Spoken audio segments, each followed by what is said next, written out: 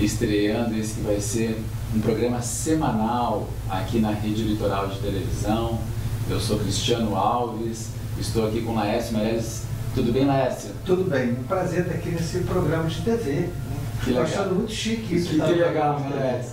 Eu e o Laércio somos amigos de longa data, participamos deste programa na Rádio Cultural FM aqui de Torres durante algum tempo e agora recebemos o convite dos nossos amigos do Canal 6 para estarmos juntos nessas jornadas semanais apresentando alguns temas vinculados à espiritualidade, ao espiritismo, que sempre levam muitas pessoas a ter algum tipo de curiosidade, né, Laércio? Claro, o contato com o além sempre despertou curiosidade, né? Então, se a gente fala de espírito, de a mesma espiritualidade, né, dessa dimensão mais subjetiva da vida, isso sempre desperta interesse. Que bacana. E a gente tem por hábito, quando estávamos na rádio, vamos manter isso na televisão, de sempre conversar com o nosso convidado a fim de que ele traga um tema, de apresente um tema e juntos a gente debata. E aí eu sugeri para o Laércio que nós falássemos um pouquinho sobre caridade. Aí nós chegamos num consenso de unir essa caridade com uma figura muito importante dos romances mediúnicos de Chico Xavier. Cristiano, e aqueles que estão nos vendo, o Chico Xavier, na sua mediunidade tão profícua, né? Ele hoje tem mais de 500 livros editados. Mas dentre esses 500 livros, 5 chamam a atenção. São chamados romances mediúnicos, são histórias, são romances e biográficos, né, de determinados personagens. E o segundo deles chama 50 anos depois. O segundo dos livros, chamados históricos, ou romances históricos de Emmanuel, através da mediunidade de Chico Xavier. Então, o segundo deles chama 50 anos depois. O primeiro chama Há 2000 anos, porque se passa na época do Cristo. E esses 50 anos depois, um pouquinho depois da época do Cristo, ali no início do século II da nossa era, e tem essa personagem principal, Célia Lúcia. Aí quando você falou caridade, eu falei, vamos falar um pouco de Célia Lúcia, porque é uma personagem interessante, real. Esses livros tratam de histórias reais. E que nos traz um exemplo de caridade, assim, no seu sentido mais amplo, né? No seu sentido mais genuíno. E é uma história muito interessante. Vamos contar ela um pouquinho hoje. Vamos começar com uma frase extraída desse livro, dita por Célia Lúcia, para que a gente possa já começar a pescar um pouquinho, né, da elevação dessa personagem, que é da aristocracia romana e passa então por vamos dizer, por uma situação muito constrangedora e acaba se vinculando ao cristianismo nascente. Então nós ficamos agora com uma frase, sempre nós vamos ter os nossos programas, né? Uma frase do Chico. Fico triste quando alguém me ofende, mas com certeza eu ficaria mais triste se eu fosse o ofensor. Magoar alguém é terrível. Chico Xavier. Então, Laércio, continuando agora um pouquinho mais sobre para a gente falar um pouquinho da caridade segundo Célia, eu acho que é interessante a gente lembrar para as pessoas que já leram um livro, quem não leu, gente, uma oportunidade imensa de entrar em contato com os espíritos de grande envergadura que estiveram sobre a Terra. E tem um aspecto curioso no prefácio desse livro, que o Emmanuel faz, o prefácio, né? E sugere que todo mundo que lê esse livro, de certa forma, é cuidado por Célia, né? É verdade, esse livro, o Emmanuel faz essa observação, que a nossa heroína, ele chama, estará do seu local, né? Mais alto. A gente costuma dizer que o espírito mais iluminado está no alto, né? Essa é uma imagem. Não sabemos se é precisa, mas então esse espírito estará olhando, cuidando, carinhosamente de quem estiver lendo esse livro. Que interessante. É uma dica, né? É uma dica. Na dúvida, vamos ler, porque a história é boa e ser cuidado por Célia, porque a caridade, o Emmanuel tem um livro que não é só dele, que ele organizou junto com o Chico Xavier, que chama Caridade. Sim. Nesse livro Caridade, um dos 500 que eu mencionava antes, né, que Chico Xavier psicografou, nesse livro, na introdução, o Emmanuel fala: será que é necessário um livro sobre caridade, já que esse assunto é tão batido?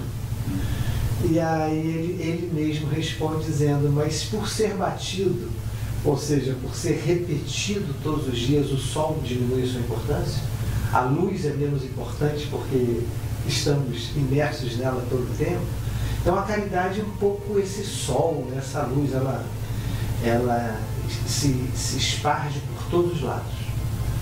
E essa constância não a torna imprescindível. Não a torna imprescindível. Aliás, ela é constante por imprescindível. Né? Então, aí a vida de alguns personagens, e aqui a gente está falando de Célia Lúcia, mas óbvio que tem outros que a gente poderia falar. Jesus é o nosso exemplo maior sempre. São vidas que esse sol da caridade vai para todos os lados, né? Então a gente vê a caridade com a mãe, com o pai, com o filho, com os irmãos, com os funcionários, com as pessoas necessitadas na rua. Ou seja, por quem passa na frente, esses espíritos têm a capacidade de exercitar a caridade no seu sentido mais amplo. Não é aquela só de dar o pão, que não é pouco importante, não é aquela só de dar a moeda, que também não é pouco importante, mas a caridade no seu sentido mais amplo. E Célia tinha a trajetória dela desde menininha, uma personagem que morreu jovem no livro, mas desde menininha ela fala, vô, ela tinha muito afeto pelo vô, o vô por ela, e ela fala, vô, eu sinto que não vim para viver muito nesse mundo. Eu sinto que esse mundo não é muito para mim, eu sinto uma angústia muito grande aqui. Mas o pouco que eu viver, eu preciso exercitar o que o Cristo nos ensinou, colocar em prática. E isso é interessante, Lércio, porque tem muitas pessoas que estão nos assistindo, que são pessoas de bom coração, mas sentem também essa angústia, né?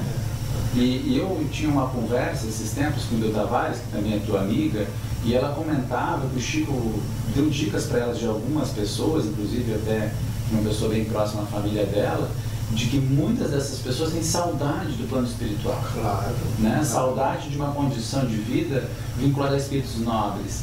Então a gente tem que ter o cuidado, às vezes, de não deixar a tristeza tomar conta, né? E colocar mãos à obra, como Célia já pensava em fazer, né? Como pensava em fazer, porque você guarda essa angústia por ter vindo de um lugar melhor. Quando você guarda muito medo, você vem de um lugar pior. Mas quando você guarda angústia, você vem de um lugar melhor. E aí fica um pouco um vazio. Além do que o planeta que a gente vive, todos nós estamos vivendo nele, percebemos isso, é um planeta de uma densidade fluídica muito grande. Tem muitas coisas ruins acontecendo, né? Isso nos afeta, tanto no sentido objetivo, diretamente, a notícia, o fato que a gente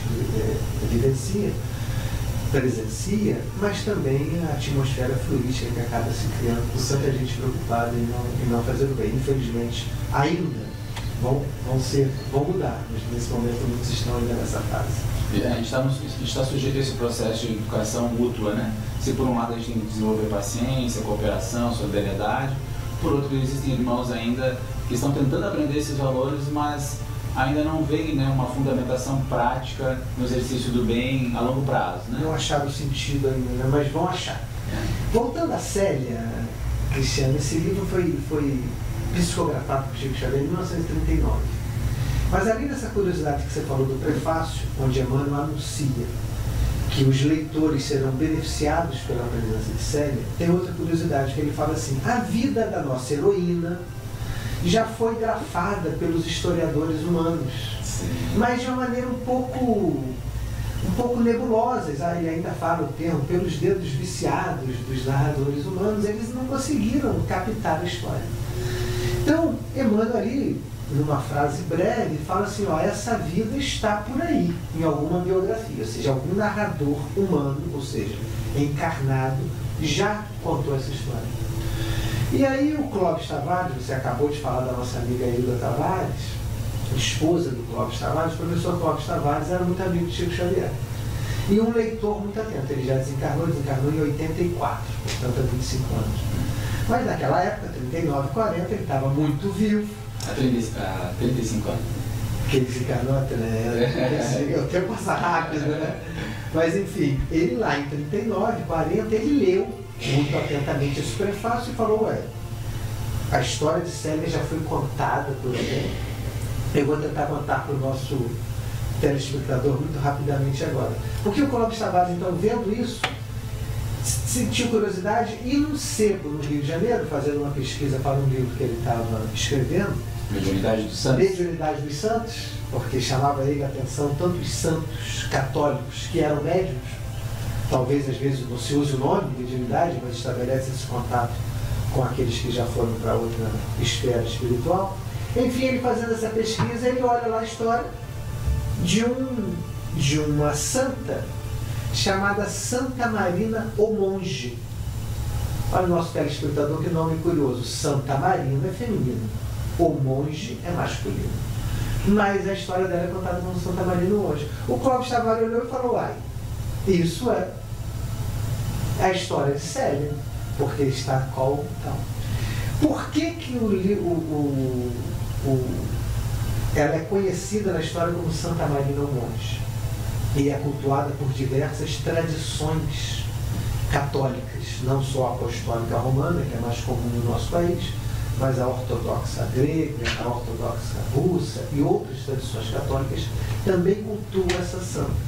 Porque diz a biografia dela que ela era uma pessoa muito boa e vivia no mosteiro. Era um homem, um jovem que vivia no mosteiro.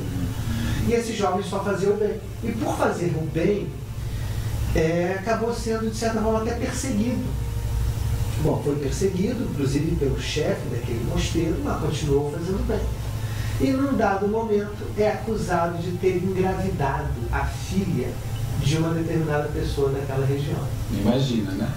E quando ela foi acusada, ele, aquele jovem monge, vamos contar assim a história, aquele jovem monge foi acusado de ter engravidado aquela senhora. E quando ele foi acusado, ele já foi acusado com aquele filho já estava parido. Esse filho é dele. Esse filho é dele e o chefe dele ficou muito decepcionado por ele ter feito aquilo, não poderia ter cometido aquele erro, e ele assumiu, ele viu aquela criança, pegou aquela criança e falou: sim, eu errei, esse filho é meu, por favor, não me expulse do mosteiro, mas ele acabou sendo expulso. Só que então ele foi ali para perto daquele mosteiro, fez uma horta, fez um pomar e começou a atender a muita gente, inclusive com um processo de cura. Aquela criança cresceu, mas faleceu logo. Mas ele continuou atendendo muita gente ali nos seus processos de cura, oração, a tal ponto que todo dia no fim da tarde uma pequena multidão se cercava para poder estar com o jovem Marino, assim ele chamado. E ele tem lá um processo de enfermidade e acaba falecendo, muito jovem. Quando vão fazer o tratamento do corpo, para dar ele o termo, ele era visto quase como um santo. Quando eles descobrem que é uma mulher. Ora, se era uma mulher, não poderia ter gerado aquele filho do qual ele foi acusado. Era uma pessoa muito boa e com aquela cena dele ter assumido uma paternidade não só improvável, mas impossível, ele então ficou conhecido como Santa Marina, já que mulher era, ou monge, já que viveu como homem. A história, digamos, que a Igreja Católica nos conta é essa. O livro de Chico Xavier nos conta um pouco o anterior. Quem era essa jovem que entrou no mosteiro e se fez passar por homem? Quais foram as motivações que levou essa jovem a se fazer passar por homem? Então a história que Emmanuel, através da psicografia de Chico Xavier, nos conta, ela tem duas partes. A segunda parte, conhecida pelos historiadores humanos. 18 de junho é um dia comumente dedicado a Santa Marina. Como ela está em diferentes tradições, esse dia também muda um pouquinho. Mas aqui no Brasil se comemora o dia de Santa Marina no dia 18 de junho, porque a Igreja Católica reconhece a sua santidade. Mas essa história anterior, só a mediunidade do Chico contou para nós. E são detalhes tão profundos que o Chico nos traz da vida desse personagem, desde a saída dela em Roma até esse momento que a gente consegue ver essa conexão, né, entre o Espiritismo e o Catolicismo, celebrando a vida de uma pessoa que deu um exemplo de... Quem de nós assumiria um filho que não é seu, né? Nossa. E não era a primeira vez que ela fazia isso. Sim, ela já tinha feito isso lá em Roma, né? Então nós vamos contar ao nosso telespectador que a primeira parte é essa. Quais foram as motivações que a fizeram acabar se passando por homem. Porque ela era uma patrícia romana, ou seja, ela era da alta hierarquia. A gente fala do patriciado romano. É como se a gente falasse, era da aristocracia. Então ela tinha posses, o pai dela tinha posses, ela era mais jovem. E eles eram próximos ao imperador. Sim, o pai dela era arquiteto do imperador Adriano. Do imperador Adriano. Então, com isso, ele teve que fazer uma longa viagem Não vamos contar esses detalhes aqui, até porque não podemos dar todo spoiler, né? Não podemos dar todo, o pessoal tem que ler. Mas o pai e a mãe de Célia se viram enredados numa situação onde uma mulher apaixonada pelo pai de Célia queria provocar a separação dele e da mãe de Célia. A situação é tão bem engendrada que quando o pai chega de uma longa viagem, a mãe estava com uma criança recém-nascida ao seu lado. Mas a mãe havia tomado entorpecente, dada por uma empregada, por uma escrava. Entorpecente era um termo, é algo que a tirou de consciência, a fez dormir. E, bom, a situação foi muito bem criada. Essa criança foi pega. Lá em Roma existia uma coisa chamada coluna lactária. Era como se fosse uma praça, onde as crianças enjeitadas eram jogadas, eram colocadas. Então, essa funcionária empregada que estava dentro dessa artimanha pegou uma criança na coluna lactária e colocou do lado daquela mulher recém-nascida, para que o marido chegasse e consumasse a cena onde a sua esposa estava traindo, se separaria dela e aquela mulher que enredou toda essa situação conseguiria, então, o seu amor. Isso não funcionou. Que era o pai de Célia. Era o pai de Célia. Isso não funcionou porque Célia viu. Quando Célia viu essa situação, ele sabia que o pai poderia agredir e até matar a mãe. Mas o que deveria. Naquela época, a vingança era um dever, não era só um direito. Vingar a honra era um dever. Então ele deveria fazer isso. Então olha a cena, a mãe com uma criança recém-nascida na cama, suja, o pai chegando e confirmando aquele adultério. Aí Célia entra no quarto contigo e não fala, não pai, essa criança é minha, para poder resolver aquela situação. O pai quer matar a filha, a mãe não deixa, mas expulsa ela de casa definitivamente. Então, o filme, a cena que nós estamos nos referindo, filme, tá vendo? É um livro, gente, mas deveria ser um filme. Quem sabe? O livro, a cena desse livro é uma criança de 17 anos saindo com um filho recém-nascido expulsa de casa. Qual criança? Uma criança de 17 anos, né? Vamos chamar de criança, uma criança que nunca tinha visto a vida real fora do palácio. Tinha sido criada em situação altamente posses materiais, né? Com todo o conforto material. E de repente ela sai. Ela sai de casa e sai completamente perdida com aquela criança ao colo, começa a viver da caridade alheia, uma mulher a leva para casa, enfim. Ela começa a buscar uma solução, mas o fato é que ela começa a ser objeto dos olhares sedutores dos homens. Era uma jovem muito bonita. Ela então começa a viajar para o sul da Itália e chega até Alexandria. Ela não vai perto não, ela vai até o que hoje é o Egito. Já era naquela época. Norte da África. Norte da África. Então ela vai até lá e nesse caminho ela então tem acesso a ir a esse mosteiro. Só que esse mosteiro só permitia a presença de homens. Então ela, para poder fugir dos olhares lascivos dos homens, que iriam consumar contra ela alguma violência de cunho sexual, ela então resolve se vestir como homem, corta o cabelo curto, usa roupas largas e entra no mosteiro como homem, e aí então a partir daí a história que eu relatei antes, onde no mosteiro ela era uma pessoa muito boa e acaba falecendo como homem, e aí se descobre que ela era uma mulher. Então já era a segunda vez que ela assumiu um filho. Por isso que eu comentei antes que a capacidade desse espírito de lidar com os problemas é sempre no sentido de resolver. Que todos que estão ao meu lado fiquem bem, sejam beneficiados pela minha ação. Olha que definição de caridade interessante, né? Que todos do meu lado fiquem bem, que se beneficiem, que as pessoas do meu lado se beneficiem da minha ação. Que bacana. E é o que ela fazia, limpava o trilho. Onde tinha problema, ela estava ali para resolver. Que bacana. Então nós vamos aproveitar todo esse enlevo que é uma das grandes obras de Chico Xavier, né, que se soma, com certeza, entre as grandes, das quase 500 já publicadas, ou passando 500? Passou 500 já. Passou 500 já publicadas da mediunidade, da Lavra Mediúnica de Chico Xavier. A gente vai sugerir um filme, para a gente relembrar, muitas das pessoas já assistiram, um filme que levou muitas pessoas aos cinemas, que é Chico Xavier, o filme. Então a gente já deixa essa dica para você estar acompanhando, essa dica de cinema, essa dica para você fazer uma pipoca aí, curtir um filme bacana que vai trazer alegria para toda a casa, com certeza. e você fica com o trailer de Chico Xavier, o filme.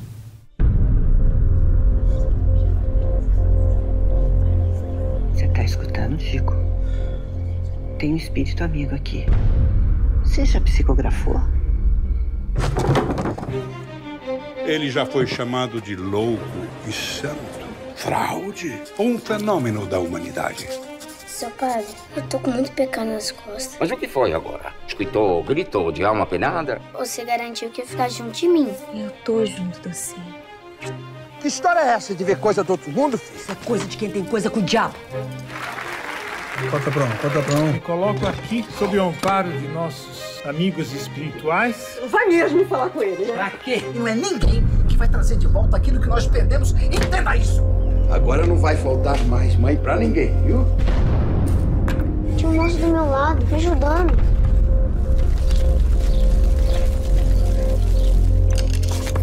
Quem garante que cura esse povo todo tem que curar seu irmão. Você quer mesmo saber sobre o que acontece com você? Quero. Cara, o corpo dela tem pouca valia. O espiritismo é obra mestra do engano. Essa casa tá um inferno. Você sai a gente.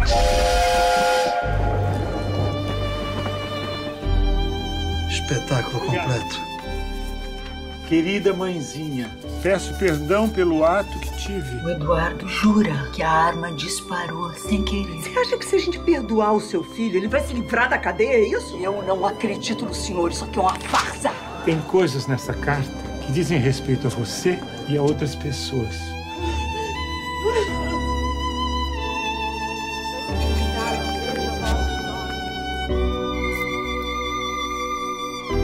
Ninguém pode voltar atrás e fazer um novo começo. Mas qualquer um pode recomeçar e fazer um novo fim.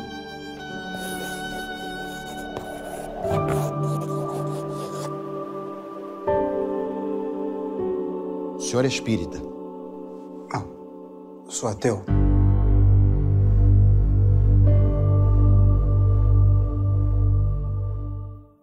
Então você acompanhou o trailer de Chico Xavier, o filme, e não é só um trecho, né? Esse que é um filme que com certeza traz boas lembranças do nosso querido Chico, mas vale a pena também buscar outras fontes, outras biografias, que com certeza vão enriquecer um pouquinho desse personagem, que tem tido um impacto muito grande na cultura brasileira, né, Laércio?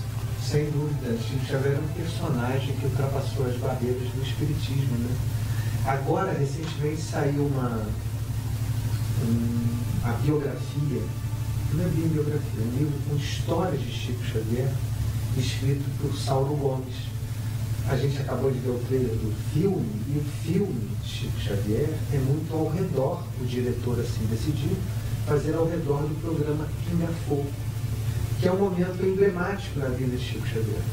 Foi quando Chico Xavier, então, decidiu aparecer no programa, e um repórter da sua inteira confiança, que é o Saulo Gomes, e o programa, que era o programa mais visto da TV brasileira, naquele momento. E a Chico Xavier, essa entrevista do Pinga Fogo com Chico Xavier, foram duas no mesmo ano, se eu não me engano, 71.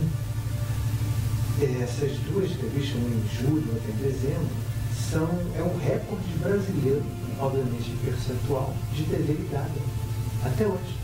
Nunca um programa de entrevista, teve um percentual tão alto de televisores ligados em um único canal. Na época superou a Copa de 70, é verdade? Superou a Copa de 70, na TV Tupi. E o Chico Xavier sempre teve essa característica, né? A gente brinca que ele era bom de mídia. Ele atraía, uma revista sobre o Chico Xavier vendia, uma reportagem sobre ele, faziam as pessoas comprar jornal. E uma entrevista com ele, as pessoas paravam para ver.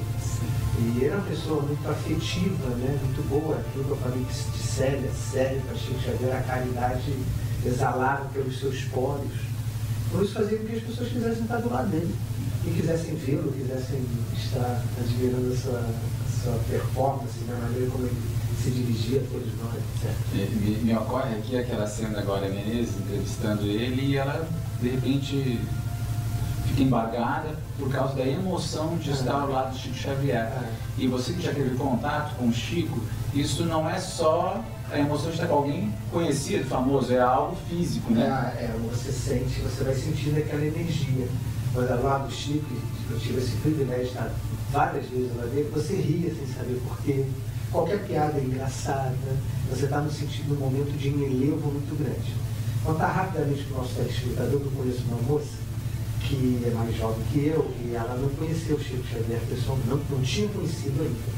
E uma vez ela teve a oportunidade, vou conhecer Chico Xavier. Não era em Uberaba, era numa cidade de Pedro Leopoldo, cidade natal de Chico Xavier. Chico estava indo lá fazer uma sessão de autógrafo. Essa moça tinha um problema muito sério com o filho dela. E ela pensou tudo que ela iria falar naquele rápido momento que ela passaria por Chico Xavier, para que o Chico Xavier pudesse ajudá-la naquele problema sério. Isso já em Uberaba? Isso, o Chico morava em Uberaba, mas nesse momento tinha retornado a Pedro Leopoldo para uma tarde de autógrafo para estar lá. E Chico já com uma certa idade. Então ela pensou tudo, como é que rapidamente ela falaria, Chico daria um conselho para ela e quem sabe ela conseguiria resolver o problema que afligia, o problema com o filho, que sempre aflige os pais, e essa mãe. E aí ela conta o seguinte, ela conta que 30 metros assim, que ela estava distante de chegar na fila, ela começou a chorar. E ela conta, ela é engraçada, que ela fala, comecei a chorar 30 metros antes, parei de chorar 30 metros depois. Eu não lembro de ter cumprimentado o Chico, não lembro que eu perguntei, não lembro que ele me falou. Eu sei que o problema resolveu. Que interessante. Um tempo depois o meu filho começou a melhorar. E um ano depois ele estava bom. Então ela viu essa atmosfera que existia em torno de Chico Xavier, uma atmosfera que ainda estava a ser estudada nos anos 70, e nos anos 70 a NASA tentou. A NASA, Chico Xavier, na época da Guerra Fria, Chico Xavier recebeu visita de cientistas russos, aí eu acho que a NASA se preocupou e também veio pesquisar Chico Xavier. E encontraram, tem esse documento, alguns fatos bastante curiosos, descritos pela NASA, né? Uma entidade tão assim, incrível, né? Uma credibilidade, né? Tão grande, e ela ficou muito impressionada com o que ela descobriu. Em termos de energia, ela tinha aquelas fotografias que são capazes de medir a energia da pessoa. Então, a Chico mostra essa medição energética, fica na casa dos centímetros. Chico Xavier ficou na casa de dezenas de metros. Então, por isso que ele estava do lado dele, a gente se sentia envolvido nessa carapaça do bem. Que interessante. Que bacana.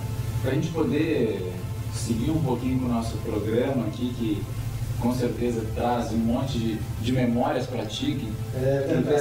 Eu vou falar um pouquinho do Laércio, né, já que ele não comentou.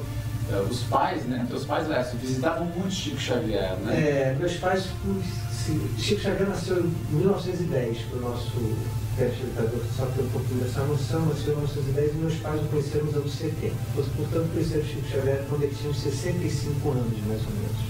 E meus pais mais novos, 30 anos mais novos. E a partir dali traçaram uma amizade, onde frequentaram a casa de Chico Xavier durante os anos 80, início dos 90, final de 70, 80, mensalmente. Todo mês eles iam estar com Chico Xavier. Então eu, como jovem, como criança, jovem, depois um pouco mais adulto, tinha essa oportunidade eventualmente. Né? Eu não ia todas, talvez eu tenha ido, eu realmente não sei precisar, mas eu ia 3, 4 vezes por ano. Mas já está bom demais, né? Já tinha essa oportunidade. E achei que história curiosa, gente. Eu sempre falo, para mim não é uma questão de perguntar, mas acredita, não acredita? Eram coisas que eu vi ali do meu lado. E eu tinha como tarefa, a criança tem que fazer mandado, né? Então o mandado que eu tinha que fazer era pegar água, que minha mãe levava uns 6, 7, 8 litros de água para fazer propaganda. Na época não tinha água mineral como tem hoje em profusão. Então o que tinha era água minalba, que eu nem sei se existe ainda, eu acho que existe, né? A água minalba, que é lá de Campos de Jordão, se eu não me engano. Era 1,5 litros, uma garrafa plástica, porque não existia também garrafa plástica. Isso era mais garrafa de vidro, então começou a minalba a lançar essa garrafa plástica. Então eu lembro de direitinho essa água. Então eu levava lá e botava num quarto, onde o Chico falava, deixa lá no chão, meu filho, no quarto. Então a gente deixava. E no domingo à noite eu ia recolher, porque isso era na sexta-feira, eu ia recolher essa água. Essa água, gente, quando eu ia recolher, ela estava fluidificada e era visível que ela estava leitosa nos seus primeiros 4, 5 centímetros, não toda ela. Então era uma onda a gente levasse hoje em dia, tivesse celular para a gente fazer live, fazer, não é? Como hoje em dia nós temos, na época não tinha. Então a gente levava com muito cuidado, para meus pais poderem ver aquela substância leitosa em cima da garrafa, obviamente com pouca locomoção daquela garrafa, até chegar no carro ela já estava uniforme, assim, a cor já tinha, aquela cor leitosa já tinha se diluído na garrafa inteira. Mas era muito visível, com um cheiro muito forte de rosa, normalmente de rosa. E aquela água tinha poderes de cura bastante interessantes, que a gente presenciou números também. Levávamos para Niterói, né, minha cidade natal, e lá essa água era distribuída. Que bacana. Nós vamos trazer esses exemplos que o Laércio tem, da vivência, eventualmente quando os teus irmãos vierem para cá, para Torres, vamos aproveitá-los aqui no programa Vinho de Luz para estar enriquecendo um pouquinho mais dessas histórias em torno de Chico Xavier, que com certeza interessam a todas as pessoas que cultuam bem, né? É sempre bom lembrar que esse programa se dirige a todas as pessoas, de todas as culturas, de todas as crenças, irmãos evangélicos, católicos, espíritas, umbandistas, enfim, porque a gente tem, quando a gente estava no programa na rádio, muitas pessoas de outras religiões vinham conversar conosco sobre os temas que são temas universais, né? E a caridade praticada de qualquer forma, né? Desde que ela tenha por princípio o bem do outro, sem prejudicar outras pessoas, fazendo como Jesus nos ensinou, colocando um pouquinho daquilo que nós queremos para nós, né, como ideal, pronto, né? A gente vai ter uma fórmula mais ou menos universal. Claro que cada religião vai puxar para algumas de suas características, mas o eixo central com certeza vai estar mantido. Então vamos trazer uma música para a gente descontrair um pouquinho o nosso programa Vinha de Luz, e eu quero mandar um abraço já para os amigos do Evangelizar e Amar, que tem uma música que eu acho belíssima, O Chamado.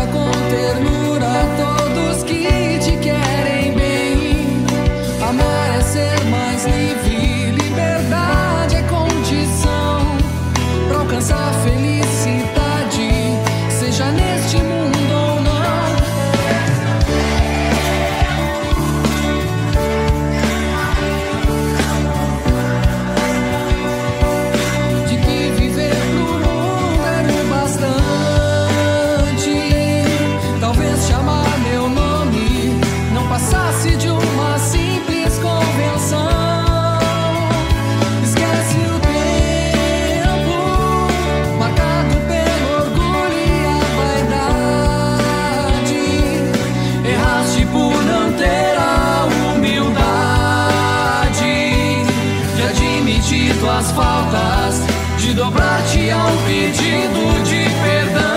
Vamos agora, esquece tudo e vem, senta ao meu lado. Nós precisamos conversar. Meu fardo é leve, a escolha é tua. Não perca o tempo de mudar. Oh, esquece tudo e vem.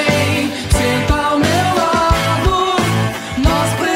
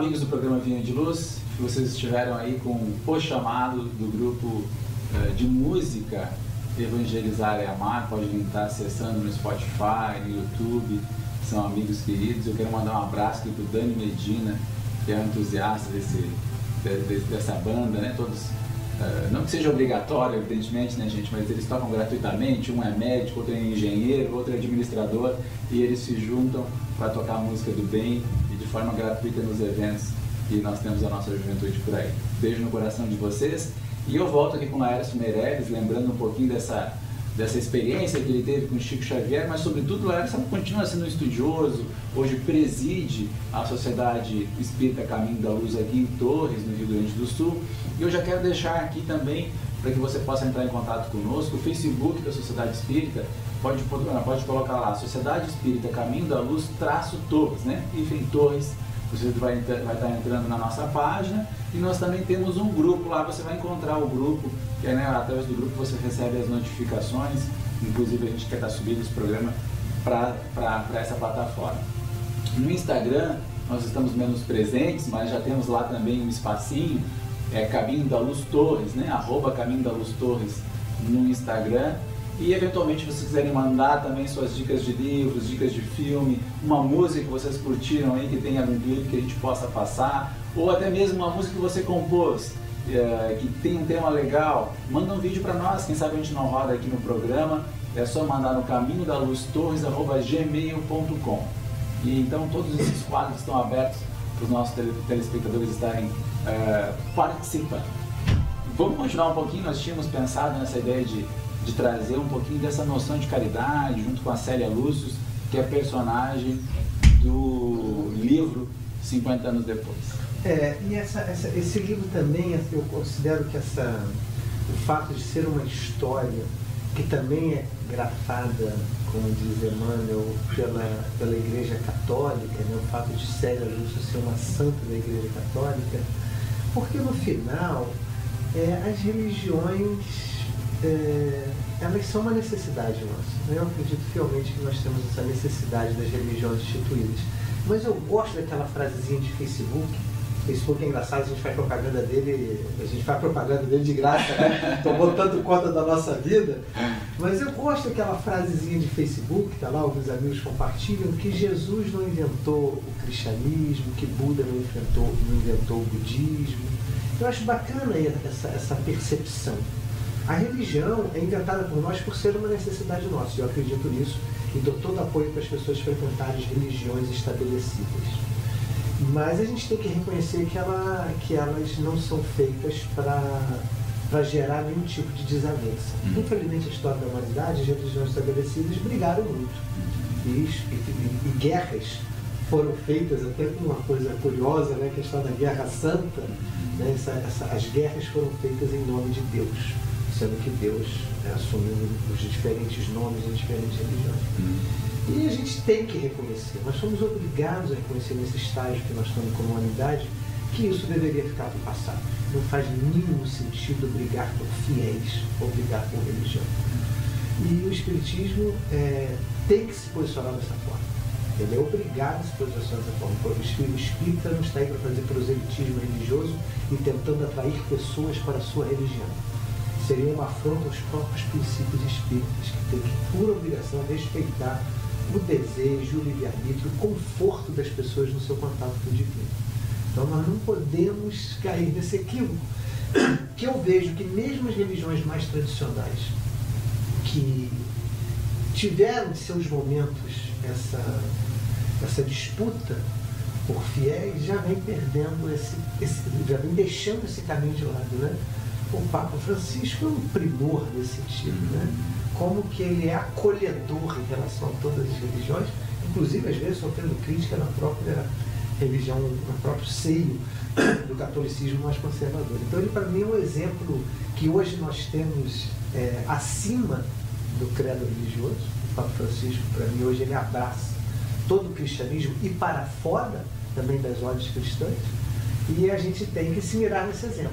Nós, como espíritas, temos que nos mirar no exemplo do Papa Francisco. Que bacana, né? Porque essa tem que ser, como eu disse, por obrigação, a nossa percepção.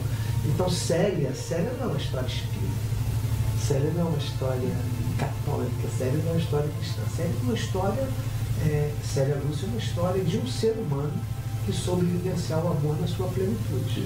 Então isso não importa muito. Como Mahatma Gandhi, como Luther King, como... Vamos encontrar no islamismo, vamos encontrar no budismo, no hinduísmo, no catolicismo, no protestantismo, por aí vai, vamos encontrar personagens dessa.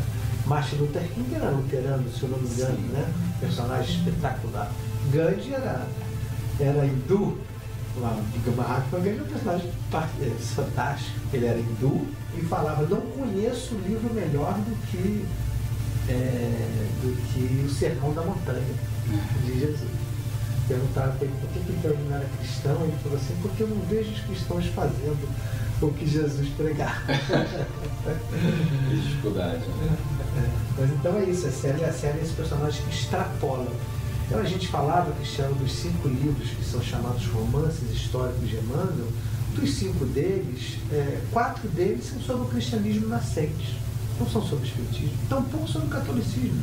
O catolicismo tem também sua data de surgimento, mas o cristianismo dos 2 primeiros séculos era cristianismo na sua essência mais pura. Então, há 2000 anos é da época de Cristo, 50 anos depois, um pouquinho depois. O outro é sobre Paulo Estevão. O Estevão é o primeiro mártir do cristianismo, né? Não é um personagem, digamos assim, espírita, hipótese alguma, muito mais um personagem cultuado na Igreja Católica e luterana. E Paulo é o São Paulo, né? Um dos pilares de toda a religião cristã.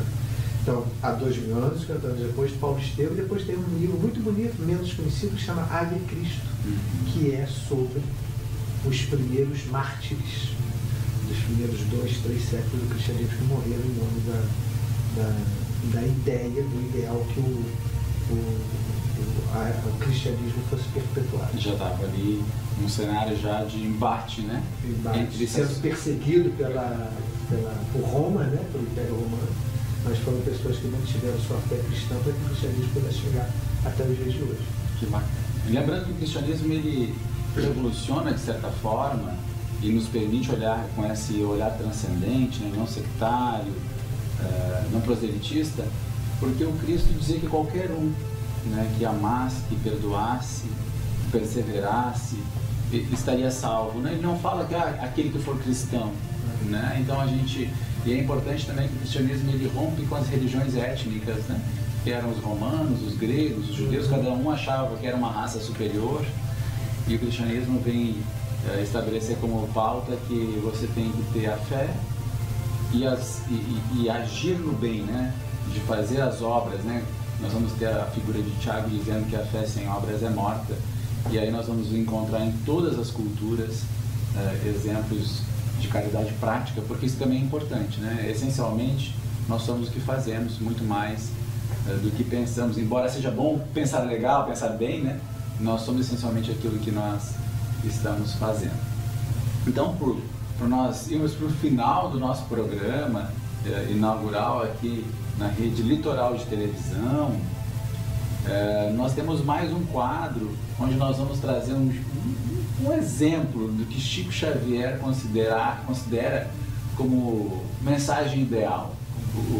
Um exemplo que, se ele tivesse influência suficiente, ele estaria fazendo, né? Amar como o nosso próprio Mestre Jesus nos amou, que é um outro patamar de amor, né? É outro patamar de amor. Não é mais um amor humano e também não é reciprocidade. Às vezes a gente fica vinculado a esse conceito de reciprocidade, né? O cristianismo ele tem uma outra proposta, que vai além da reciprocidade, que é pagar mesmo o mal com o bem. E o Cristo teve cuidado de falar isso no final do seu messianato. Ele não falou isso no início. É tão interessante isso, né? Então, primeiro ele exercitou, mesmo ele, né? Grandão como ele era, ele ainda quis exercitar para poder depois falar com propriedade. Então, no final do seu messianato, no seu tempo aqui conosco, é que ele fala, amai-vos uns aos outros, como eu vos amei. Que nesse momento ele podia atestar o tanto que ele tinha amado a todos. E os discípulos representam a humanidade. Né? Que fantástico. Então a nossa dica de leitura de hoje não poderia ser diferente. É o próprio livro, 50 anos depois, que vai ter esse personagem central, que é Célia Lúcia, ditado por Chico Xavier, por Francisco Cândido Xavier, pelo Espírito Emmanuel, ou Emmanuel, né? Que a quem nós temos muito apreço, e a gente deixa como convite de leitura. Que está nesse livro. Que está nesse livro. Ele, nesse livro, é o escravo Nestório, tutor da jovem Célia, e fica encantado de ver a capacidade daquela jovem, a sensibilidade, o amor que exalava do seu coração. Mas então Emmanuel, o guia espiritual de Chico Xavier, o guia espiritual mais famoso do Brasil, né? Parece ele está nesse livro, mas o livro não é biográfico sobre ele, mas ele está lá. Que interessante. Eu brinco que agora que criei um termo que é arqueologia espírita, né? Que a gente começa a desencavar alguns personagens que a gente sabe que ocuparam, né, personalidades conhecidas. A gente já sabe, por revelação do próprio Chico Xavier, que Emmanuel foi o Padre Manuel da Nóbrega, fundador da cidade de São Paulo. Então a gente fica, depois pela obra há 2000 anos, que ele foi o senador romano Publio Lentulus, e aí a gente começa a ver essas conexões com a cultura popular. Nós tínhamos aqui no Rio Grande do Sul, para quem é um pouquinho mais velho, né, conheceu o Paulo Santana, volta e meia publicava na Zero Hora, que é o jornal aqui de maior tiragem, uma descrição de Jesus, né, e lá aparecia Publio Lentulus, né? Então a cultura popular, que segundo o Paulo Santana havia sido achada durante a Idade Média, final da Idade Média, na Europa. Então lá descrevia fisicamente Jesus, e a gente sabe pelo livro há 2000 anos que essa descrição foi enviada por Publio Lentulus, ou seja, por Emmanuel, a Tibério, que tinha curiosidade de saber... Tibério, imperador romano. Imperador romano, que tinha curiosidade de saber quem era esse tal Jesus de que tanto falava. Então, com o passar do tempo, a gente vai vendo os links entre tantas personalidades, entre tantos fatos históricos, e hoje aqui a gente teve a alegria de estar presente com Célia Lúcius. A gente deseja do fundo do nosso coração que ela possa abençoar cada casa, cada pessoa que vai nos ouvir, vai nos assistir, e trazer um pouquinho de paz e, sobretudo, de exemplo, porque com certeza era um espírito muito à frente do seu tempo, né?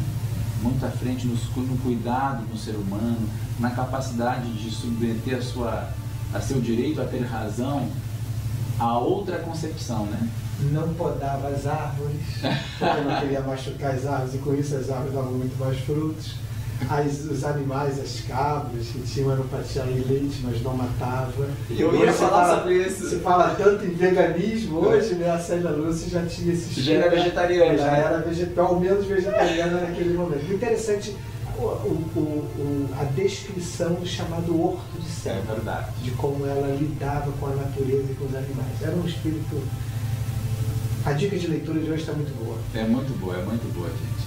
Então, um beijo no coração de todos. Me despeço com muita alegria desse programa inaugural aqui na TV Litoral. Uma frase para nós encerrarmos hoje com não, eu não sei, eu vou ficar com essa... Um pensamento teu, né? Já que eu não tenho uma frase agora assim, show, eu vou seguir nessa dica. As pessoas hoje em dia, nesse mundo conturbado, e a gente falava antes das angústias que cada um de nós traz, elas têm se exacerbado, né? E eu mais uma vez tive a chance, Cristiano e quem está nos ouvindo, de recomendar o livro 50 anos depois como um bálsamo para essas angústias. E eu sou muito impressionado de como várias pessoas voltaram para mim e falaram para mim, depois de 2, 3 meses lendo esse livro, eu de fato me sinto outra pessoa.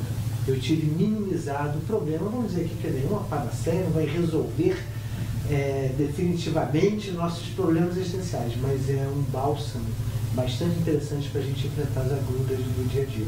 Então a minha frase final, além de despedir e dizer que foi um prazer muito grande estar aqui, é reforçar a recomendação pela leitura desse livro 50 anos depois. Então, ficou a dica do nosso amigo Laércio Meirelles. Beijo no coração de todos e até a próxima.